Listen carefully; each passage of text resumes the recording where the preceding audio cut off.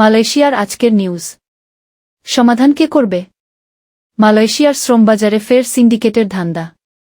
বিস্তারিত জানতে ভিডিওটির শেষ পর্যন্ত দেখুন।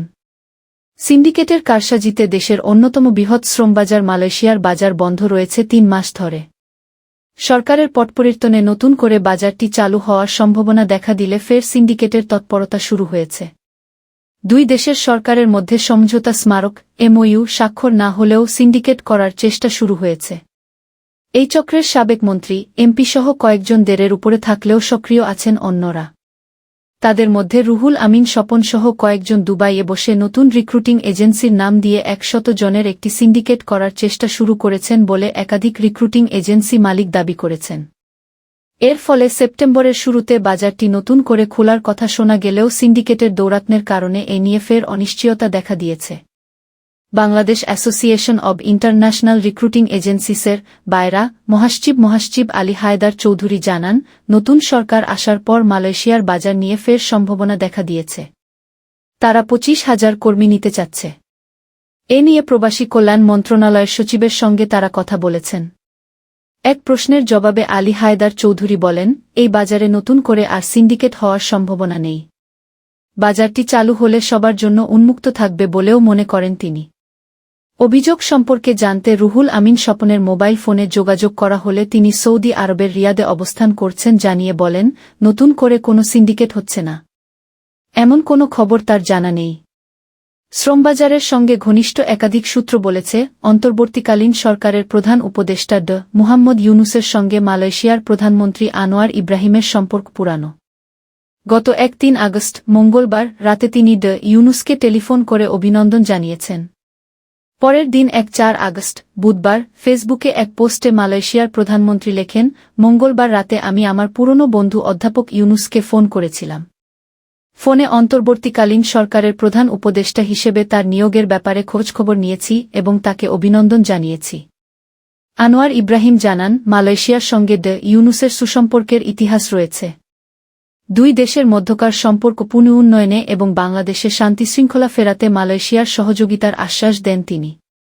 এ সময় ইউনুস আনোয়ার ইব্রাহিমকে বাংলাদেশ সফরে আমন্ত্রণ জানান। ধারণা করা যায় খুব শিগগিরই তিনি বাংলাদেশ সফর করবেন। এরপর ২ আগস্ট বুধবার বিকেলে অধ্যাপক মুহাম্মদ ইউনুসের সঙ্গে বাংলাদেশে নিযুক্ত মালয়েশিয়ার হাইকমিশনার হাজনা হাশিম সৌজন্য সাক্ষাৎ করেছেন। জানা গেছে, ইউনুস মালয়েশিয়া সরকারের কাছে শ্রমবাজার পুনরায় চালু করার আহ্বান জানালে তারা সন্তোষজনক সাড়া দিয়েছে। এর প্রেক্ষিতে সেপ্টেম্বরের প্রথম সপ্তাহে এই শ্রমবাজার ফের চালু হওয়ার ইঙ্গিত মিলেছে। আর এই সুযোগে পুরানো সিন্ডিকেট নতুন করে সক্রিয় হয়ে উঠেছে। এ দেশের সেই রুহুল আমিন স্বপন ও মালয়েশিয়ার দাতু আমিন মিলে নতুন নামে ১০০ জনের সিন্ডিকেট করার প্রক্রিয়া শুরু করেছেন। সিন্ডিকেটের আলোচিত ব্যক্তিদের নামে বেনামে একাধিক লাইসেন্স থাকায় তারা নতুন এজেন্সির নামে গড়তে চাচ্ছেন পুরানো কায়দার সিন্ডিকেট। এতে মালয়েশিয়া সরকারের একাধিক মন্ত্রীর যোগসূত্রের খবরও পাওয়া গেছে।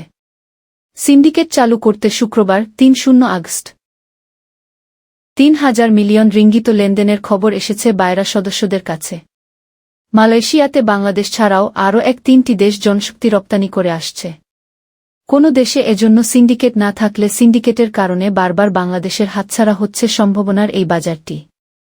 ২০১৬ সালে ১০০টি রিক্রুটিং এজেন্সি নিয়ে সিন্ডিকেট গড়ে ওঠে। পরে তা বেড়ে ২৫টি থেকে ১০০টিতে পৌঁছায়। বিগত আওয়ামী লীগ সরকার ৭-৯ হাজার টাকায় কর্মী পাঠানোর কথা বললেও একজনকে মালয়েশিয়া যেতে ৪.৫ লাখ থেকে ৫ লাখ টাকা পর্যন্ত গুনতে হয়। সিন্ডিকেটভুক্ত এজেন্সি কর্মী প্রতি হাতিয়ে নেয় ১,৬০,০০০ টাকা। এরপরও সেখানে গিয়ে কাজ পাওয়ার অনিশ্চয়তা তৈরি হয়। এ অবস্থায় হট্টগোল পরিস্থিতিতে সেখানে কর্মী নেয়া বন্ধ করে দিয়েছে সে দেশের সরকার। পটপরিবর্তনের পর নতুন করে সম্ভাবনা দেখা দিলেও সিন্ডিকেটের তৎপরতার কারণে ফের অনিশ্চিত হয়ে পড়েছে বাজারটি। উল্লেখ্য, ২০০৮ সালে বন্ধ হয় মালয়েশিয়ার শ্রমবাজার, ৮ বছর পর তা চালু হয়েছিল ২০১৬ সালে। এরপর দুর্নীতির অভিযোগে ফের ২০১৮ সালে বাংলাদেশ থেকে শ্রমিক নেয়া বন্ধ করে দেয় মালয়েশিয়া। ২০২১ সালের ৮ ডিসেম্বর নতুন সমঝোতা চুক্তির মাধ্যমে সেই বাজার খুলতে সময় লেগেছিল ৩ বছর। ২০২২ সালের আগস্টে দেশটিতে আবারও বাংলাদেশি কর্মী যাওয়া শুরু হয়। মালয়েশিয়া সরকারের সিদ্ধান্ত অনুযায়ী গত ১ জুন থেকে বাংলাদেশসহ বিদেশি কর্মীদের দেশটিতে প্রবেশ বন্ধ রয়েছে। গত জানুয়ারি মাসে মালয়েশিয়ার মন্ত্রিপরিষদ ৫টি দেশের সঙ্গে সমঝোতা চুক্তি আবার রিভিউ করার অনুমোদন দিয়েছে। দেশটি বর্তমানে Thailand, Cambodia, Nepal, Myanmar, Laos, Vietnam, Philippines, Pakistan, Sri Lanka, Bangladesh, Turkmenistan, Uzbekistan, Kazakhstan, Bharat ও ইন্দোনেশিয়া থেকে শ্রমিক নেয়। গত ২ মে মালয়েশিয়ার শ্রমবাজার ইস্যুতে সংবাদ সম্মেলন করেন দেশটির স্বরাষ্ট্রমন্ত্রী সাইফুদ্দিন নাসুশন ইসমাইল ও মানব সম্পদ মন্ত্রী স্টিভেন সিম চিকিয়ং। তখন স্বরাষ্ট্রমন্ত্রী ইসমাইল জানান, মালয়েশিয়া সরকার আবারও বিদেশি কর্মীদের আবেদন গ্রহণ বন্ধ রাখার সময় বাড়ানোর সিদ্ধান্ত নিয়েছে। বিদেশি কর্মীদের আবেদন বর্তমানে স্থগিত থাকছে। অর্থাৎ নতুন কোনো শ্রমিক সে দেশে কাজে যেতে পারবে না। স্বরাষ্ট্রমন্ত্রী সাইফুদ্দিন নাসুশন ইসমাইলের মতে, তাদের অর্থ মন্ত্রণালয়ের নির্ধারিত ৫% বিদেশি কর্মীর কোটা চলতি বছরের ডিসেম্বরের মধ্যে পূরণ হবে বলে আশা করা যাচ্ছে। তার এই বক্তব্যের মাধ্যমে ধারণা করা হয়, চলতি বছরে মালয়েশিয়ায় আর নতুন কর্মী যাওয়ার সম্ভাবনা নেই। সংশ্লিষ্ট খাতের বিশেষজ্ঞদের মতে, মালয়েশিয়ায় সক্রিয় প্রভাবশালী সিন্ডিকেট চক্রের কারণে বিদেশি কর্মীরা প্রতারণার শিকার হয়ে আসছেন। নিয়োগকর্তা চুক্তি করেও সেই শর্ত মানেন না। সিন্ডিকেটের কারণেই দেশটির শ্রমবাজারে বারবার অনিশ্চয়তা দেখা দেয়। বাংলাদেশেও তৎপর রয়েছে সিন্ডিকেট চক্র। অভিবাসীদের নিয়ে কাজ করা বিশেষজ্ঞরা বলছেন, পুনরায় চুক্তি করতে গেলে যদি শ্রমবাজার সেই সিন্ডিকেটের কাছে চলে যায়, তাহলে চুক্তি করা আর না করা একই কথা।